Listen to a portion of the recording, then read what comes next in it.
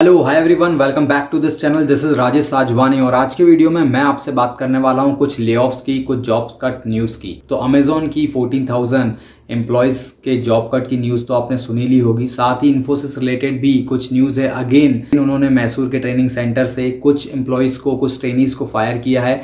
तो क्या है ये न्यूज़, वो तो मैं आपके साथ शेयर करूंगा ही। हो सकता है आपने न्यूज़ सुन भी ली हो, बट मैं आपसे शेयर करूंगा कि इन न्यूज़ से आपकी लर्निंग क्या हुई, आपने क्या सीखा, आपको क्या सीखना चाहिए ये सारे न्यूज़ से। तो कैसे आप अपने करियर को सेव कर सकते हो, अपनी जॉब को प्रोटेक्ट कर सकते हो, सारी बातें करूंगा इस वीडियो में। चैनल पर अगर आप नए हैं, अभी तक आपने चैनल को सब्सक्राइब नहीं किया है, तो please do subscribe this channel and check out the playlist. आपको आपके काम की वीडियो इसी तरह एवरी वीक इस चैनल पर मिलते रहेंगे। Let's begin the video. तो स्टार्ट कर लेता हूँ अमेजोन की न्यूज़ से ही। तो जैसा आप सबने सुन भी रखा होगा कि अमेजोन ने जो है अराउंड 14,000 मैनेजरल पोजीशन को जो है ले ऑफ किया है, जॉब कट की है। अराउंड 13% जो है इसका ग्लोबल मैनेजमेंट वर्कफोर्स का जो है अमेजोन ने ले ऑफ किया है। जहाँ ये मैनेजर्स की वर्कफोर्स थी, उनका नंबर 1,05,000 अराउंड जो स्ट्रेंथ थी, वो अब घट के हो जाएगी 91,000 समथिंग। तो 91-92 हज़ार जो है अब ये वर्कफोर्स रह जाएगी। तो इन्होंने जो ये ले ऑफ किया है कम्युनिकेशन एंड सस्टेनेबिलिटी यूनिट से किया है। तो इनकी एक यूनिट है कम्युनिकेशन एंड सस्टेनेबिलिटी, उससे जो है इन्होंने ये 14,000 मैनेजरल जो है ले ऑफ किए हैं। क्यों किए हैं ये, इन्होंने जो है एक अपने ऑपरेशन को स्ट्रीमलाइन करने के लिए और अपने प्रोसेस को स्पीड अप करने के लिए, जो डिसीजन मेकिंग प्रोसेस था इनको स्लो डाउन लग रहा था, तो बहुत सारे मिडिल मैनेजर्स हो गए थे, इनकी लेयर्स जो हैं काफ़ी हाई हो गई थी, तो इनका स्पीड अप इतना नहीं हो पा रहा था। जो डिसीजन मेकिंग प्रोसेस है वो इनकी थोड़ी स्लो हो गई। वैसे जो ये न्यूज़ है ये कहीं भी आपको ऑफिशियल नहीं दिखेगी अमेजोन की साइट से। भले ही आप जो है सब जगह इसके वीडियोस देख रहे होंगे यूट्यूब पे भर भर के, या आपने जो है न्यूज़ देखी होंगी, तो सारे न्यूज़ रिपोर्ट्स में तो ये है, बट जो है ये ऑफिशियल जो है मुझे भी कहीं नहीं मिला। और टाइम्स ऑफ इंडिया के आर्टिकल में तो ये है ही, जो मैं शेयर कर रहा हूँ कि ऑफिशियल कहीं नहीं है। हाँ, बट जो है एक बिजनेस इंसाइडर के हवाले से न्यूज़ है, सारे न्यूज़ रिपोर्ट्स में है कि यहाँ पे 14,000 जो है मैनेजरल पोजीशन को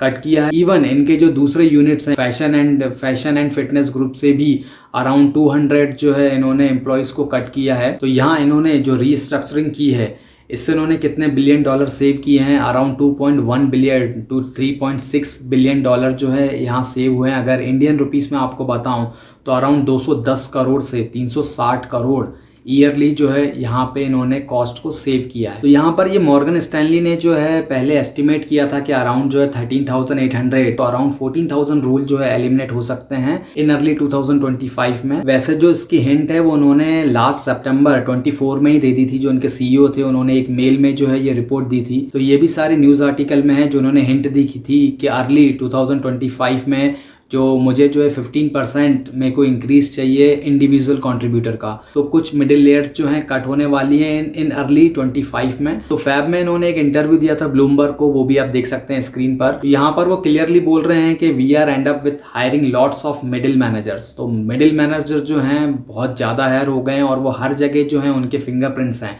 मतलब सारे काम में जो है आपको अवेलेबल रहना है, बट आपको ऑनरशिप किसी काम की नहीं लेनी है। तो यहाँ पर जो है एक कहीं ना कहीं डिसीजन मेकिंग प्रोसेस उनका स्लो हो रहा था। इतने मिडिल मैनेजर्स हैं कि वो हर मीटिंग में रहेंगे, हर प्री मीटिंग में रहेंगे, बट जो है एंड ऑफ द डे जैसा वो ऑनरशिप चाहता है अमेजोन सीईओ, वैसी उन्हें ऑनरशिप जो है दिख नहीं रही है।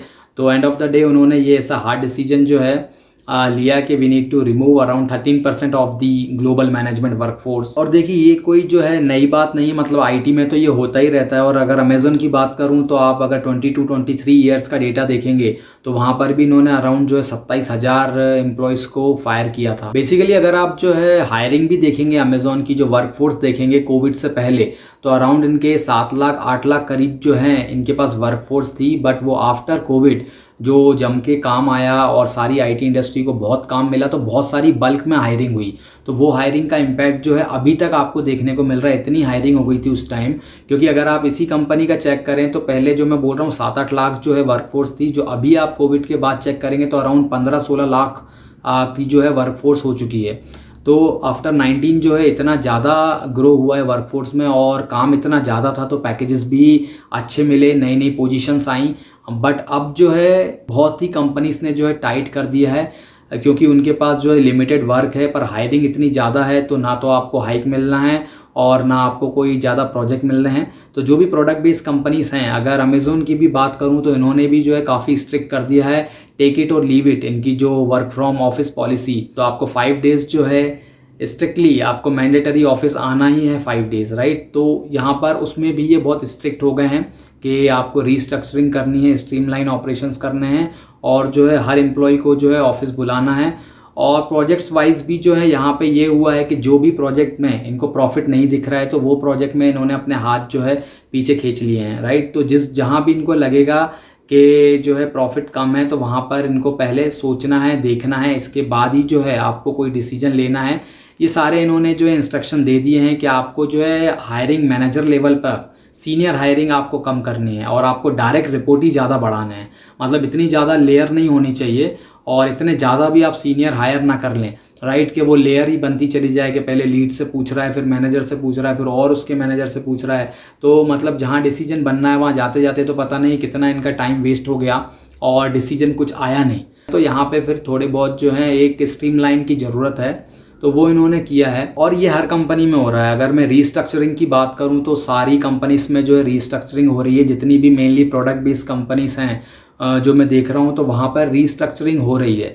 अब बहुत जगह न्यूज़ नहीं आ रही है, बहुत जगह आ रही है। अगर आप जो है बाकी कंपनीज़ की भी बात करें तो वहाँ भी ले ऑफ देखिए कंटिन्यू चल रहा है। जब से ये कोविड आया है, कोविड के बाद जो हायरिंग हुई है, तो इतनी हायरिंग के बाद जो धीरे धीरे प्रोजेक्ट कम होना स्टार्ट हुए हैं तो तब से स्लोली ले ऑफ चल ही रहा है और साइलेंट ले ऑफ भी चल रहा है। एक वीडियो ऑलरेडी मैंने बनाया था, आप देख सकते हैं साइलेंट ले ऑफ का। तो इसमें मैंने बताया कि क्या वेज कंपनी यूज़ करती हैं कि जिससे या तो बंदा अपने आप कंपनी छोड़ दे या तो जो है उसे हम फोर्सफुली निकालें, फोर्सफुली बोल दें कि भाई आप रिज़ाइन मारो। तो ऐसे कुछ वेज होते हैं, कुछ तरीके होते हैं, वो सारे मैंने इसमें डिस्कस किए हैं, आप चाहें तो देख सकते हैं। तो जितने भी मैं वीडियोस को जो है यहाँ पे रिकमेंड करूँगा उन सब का लिंक आपको ऊपर आई बटन पे मिल जाएगा और नीचे डिस्क्रिप्शन बॉक्स में भी डाल दूंगा सारे रेफर जो मैं करने वाला हूँ। अगर इन्फोसिस की न्यूज़ की भी बात करूँ तो उस पर भी एक वीडियो मैंने बनाया था जब उन्होंने 350 अराउंड जो है ट्रेनिंग निकाले थे और एक रिपोर्ट के अराउंड तो वो 700 थे। तो ये वीडियो भी आप चेक कर सकते हैं। अभी एक रीसेंट न्यूज़ आई है कि फिर से उन्होंने जो है अराउंड 45 ट्रेनीज़ फायर किए हैं सेम इन्फोसिस मैसूर कैंपस से ही, और वहाँ भी जो है सेम था कि वो टेस्ट क्लियर नहीं कर पाए थे। तो जो भी है ये कंटिन्यू चल रहा है और ये पहले भी चल रहा था, अभी भी चल रहा है। तो प्रोडक्ट बेस्ड कंपनियों में भी ये प्रॉब्लम है और सर्विस बेस्ड कंपनी में तो जो है अभी जीसीसी का मैंने वीडियो बनाया था लास्ट, तो वहाँ भी जो है ड्यू टू जीसीसी वहाँ भी प्रेशर है। वहाँ पे भी इनके जो है इनके पास प्रोजेक्ट की इतनी कमी हो रही है, इतने ज़्यादा नहीं है, तो बेंच पे रिसोर्स इतने नहीं रख पा रहे हैं जितने होने चाहिए। फिर पैकेजेस भी आते हैं, अगर हाई पैकेजेस हैं, जैसे कोविड के बाद स्विच मारा है, हाई पैकेजेस हैं, तो फिर वहाँ पे प्रॉब्लम है। लोगों को हैबिट हो गई है 100% 200% हाइक लेने की। अब सर 30 लाख से 25 लाख से 50 लाख 60 लाख ऐसे नहीं मिलने वाला इतना इजी। अगर आप जो है ठीक ठाक कंपनी में स्विच कर रहे हो, सर्विस बेस्ड में हो या प्रोडक्ट बेस्ड में भी जो है एक मिड रेंज की कंपनी में हो, इनकी फैंग लेवल की बात नहीं कर रहा हूँ, तो मिड रेंज में ऐसा ईजिली नहीं है कि अगर आपका 30-40 लाख पैकेज है तो आपको डायरेक्ट 80 लाख मिल जाएगा। ये इतना जो है इजी नहीं है और इतना पॉसिबल भी नहीं हो पा रहा है सर्विस बेस्ड कंपनी में, राइट। तो एक उनके बैंड के अकॉर्डिंग, एक्सपीरियंस के अकॉर्डिंग वो सब चीज़ें चेक कर रहे हैं और वो धीरे धीरे सिचुएशन को नॉर्मलाइज कर रहे हैं। तो जैसे भी कॉस्ट कटिंग से हाइक कट करके हो जा रही है सिचुएशन तो ठीक है, नहीं तो फिर लास्ट वे तो उनके पास जो है जॉब कट का है ही। अब बात करता हूँ कि आपको इन सारी जॉब कट से लर्निंग क्या मिली। तो पहली लर्निंग तो यही है कि भाई कोई भी जॉब सेफ नहीं है। अगर आईटी में आप किसी भी पोजीशन पे हो, चाहे आप जूनियर पे हो, सीनियर पे हो, तो कोई आपकी जॉब जो है सेफ नहीं है, राइट। ये मैं बहुत वीडियो में बोल चुका हूँ। और जितनी सीनियर पोजीशन है उतना ज़्यादा रिस्क है। हाई पैकेज और हाई पोजीशन ये दोनों जो है रिस्की काम रहते हैं। बट यहाँ पर कुछ जो है अगर आप चीज़ों को फॉलो करेंगे, कुछ प्रिकॉशंस लेंगे, तो डेफिनेटली आप जो है अपनी जॉब को सेफ रखने में सक्सेसफुल होंगे। जैसे फर्स्ट आप यहाँ से लर्निंग ले सकते हैं कि जो इन्होंने बोला कि इंडिविजुअल कॉन्ट्रीब्यूटर को जो है मुझे 15% बढ़ाना है अमेजोन ने, तो यहाँ पे आप देख सकते हैं कि इंडिविजुअल कंट्रीब्यूटर का जो है यहाँ पे रोल थोड़ा सा हर जगह जो है क्रिटिकल है, क्योंकि इंडिविजुअल कंट्रीब्यूटर मतलब कुछ ना कुछ तो आप कंट्रीब्यूट कर रहे हो, कोई ना कोई डिपेंडेंसी है आपके ऊपर, राइट। यहाँ पे फर्स्ट जो है कि आईसी रोल आपको होना चाहिए कंप्लीट, जो है जैसे ये मैनेजरल रोल है कंप्लीट, उसमें जाना भी जो है बहुत रिस्की है। तो यहाँ तो आप अगर टेक फील्ड में हो, टेक्निकल मैनेजर रोल में हो, जहाँ पे आप डेवलपमेंट में भी कुछ ना कुछ अपना पार्ट दे रहे हैं, 30-70 का रेशियो है कि भाई 70% जो है मैं कुछ मैनेजरल वर्क करूँगा बट 30% मैं जो है अपना कोडिंग और डेवलपमेंट में भी जो है सपोर्ट करूँगा। तो यहाँ पे एक थोड़ा आईसी का काम हो गया, मैं एज अ सॉल्यूशन आर्किटेक्ट भी जो है हेल्प कर सकता हूँ। तो यहाँ पे आपके जो है डबल रोल हो गए, मतलब आप एक इंडिविजुअल कंट्रीब्यूटर बन गए कि भाई आर्किटेक्ट भी है वो, मैनेजरल तो है ही, 2-4 मेल इधर उधर कर ही देता है, टीम को हैंडल कर देता है, बट साथ में जो है अगर सॉल्यूशन में कुछ प्रॉब्लम जाती है, कुछ सॉल्यूशन रीस्ट्रक्चरिंग करनी है, कुछ हमें जो है उसका डिज़ाइन करना है, तो वहाँ पर भी जो है भाई सिस्टम डिज़ाइन करने में भी जो है एक्सपर्ट है, सपोर्ट करता है, राइट। तो सेकंड फिर बात करता हूँ स्किल सेट की। जैसे आजकल सिंगल स्किल के रोल आना ही कम हो गए हैं। मतलब पहले जब मैं देखता था तो डॉटनेट मतलब सिर्फ C# आना चाहिए आपको और ऊप्स आना चाहिए, तो आपका डॉटनेट जो है हो गया, थोड़ा बहुत फ्रेमवर्क आना चाहिए। बट आजकल जो रोल आते हैं वो ऑलरेडी जो है मल्टीपल स्किल के आते हैं। मतलब डॉटनेट विद एज्योर हो गया है, डॉटनेट विद अमेजोन हो गया है, डॉटनेट विद एंगुलर हो गया है, रिएक्ट हो गया है, राइट, फुल स्टैक डेवलपमेंट हो गया है। तो ऑटोमेटिकली जो है आपकी 5-6 स्किल सेट एक रोल में आ गई। तो यही जो है सारी कंपनीज कर रही हैं और ट्रेंड भी यही चल रहा है। तो अगर आपका जो है एक्सपीरियंस कम है, आप अपनी जो है स्किल सेट को चेंज कर सकते हो तो बहुत अच्छी बात है। आप कोई ट्रेंडिंग स्किल सेट पकड़ के उसको चेंज कर सकते हो, जहाँ पे अभी ट्रेंड चल रहा है AI ML cloud cyber security जो भी है, राइट। अगर जो है एक्सपीरियंस ज़्यादा हो गया है, जैसे अगर कोई 10 साल से ऊपर है, जैसे मैं मान लो 14 ईयर्स एक्सपीरियंस है, तो मैं 14 ईयर पे जो है कोई अपनी टेक्नोलॉजी तो चेंज करूँगा नहीं। मैं ऑलरेडी डॉटनेट में काम कर रहा हूँ स्टार्टिंग से, तो मैं क्या करूँगा इसमें ऐड करता जाऊँगा। जैसे डॉटनेट विथ क्लाउड हो गया है तो हाँ भाई क्लाउड भी आता है, डॉटनेट विथ एंगुलर हो गया, एंगुलर भी आता है, डॉटनेट विथ SQL है, ओरेकल है, राइट। तो ये सारी चीज़ें जो है एक आपका पैकेज बन गया, तो फुल स्टैक डेवलपर एक आपका रोल सेट हो गया, करेक्ट। तो ऐसे आपको जो है अपने में कुछ ऐड कर लेना है। जैसे अगर आप पाइथन में हैं तो पाइथन विथ क्लाउड, ऐसे आप कर सकते हैं। फ्यूचर में जो है मुझे कोई शौक नहीं होगा कि अगर डॉटनेट विथ AI ML भी आ जाए, डेफिनेटली आएगा, क्योंकि जैसे क्लाउड आया है वैसे वो भी आएगा।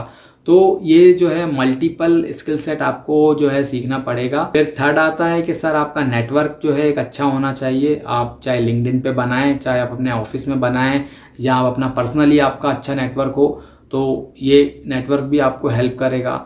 फोर्थ है इमरजेंसी फंड। मैं बहुत सारे वीडियोस में बता चुका हूँ ये कि इमरजेंसी फंड आपको जो है रखना है, 3 से 6 महीने का एटलीस्ट आपके पास होना चाहिए, राइट। क्योंकि एक चीज़ जो है IT में बहुत ही ज़्यादा देखने को मिलती है, शो ऑफ। तो भयंकर शो ऑफ चलता है, मतलब जिए जा रहे हैं शो ऑफ में ही। तो पैकेज से कोई लेना देना नहीं है, अकाउंट में कितना है उससे लेना देना नहीं है, पर गाड़ियाँ हैं बढ़िया, घड़ियाँ हैं, जूते चप्पल बहुत अच्छे अच्छे। तो जो है शो ऑफ जो है थोड़ा सा लिमिट में होना चाहिए, अपने अकॉर्डिंग होना चाहिए। और आप मार्केट में अपडेट ले सकते हो कोई भी न्यूज़ का। जैसे मेरा चैनल आप फॉलो कर सकते हो, अगर अभी तक सब्सक्राइब नहीं किया है तो आपको जो इन्फॉर्मेशन मिलती रहेगी, कुछ ना कुछ जानकारी मिलती रहेगी, राइट। कि IT में क्या चल रहा है, कौन सी लैंग्वेज है, नई टेक्नोलॉजी, या जो भी डाउट्स हैं आपके क्लियर होते रहेंगे, आप एक अप टू डेट रहेंगे, करेक्ट। तो ये सारी चीज़ें आप जो है फॉलो कर सकते हैं और इससे आपको हेल्प मिलेगी। तो ये था एक छोटा सा वीडियो है, छोटी सी इन्फॉर्मेशन। आई होप आपको ये जो है इन्फॉर्मेटिव लगा होगा, अच्छा लगा होगा। अगर आपको इन्फॉर्मेटिव लगा है तो प्लीज़ आप इसे सब्सक्राइब कीजिए, शेयर कीजिए फ्रेंड्स के साथ, लाइक कीजिए वीडियो को। Thank you for watching, bye bye, जय हिंद।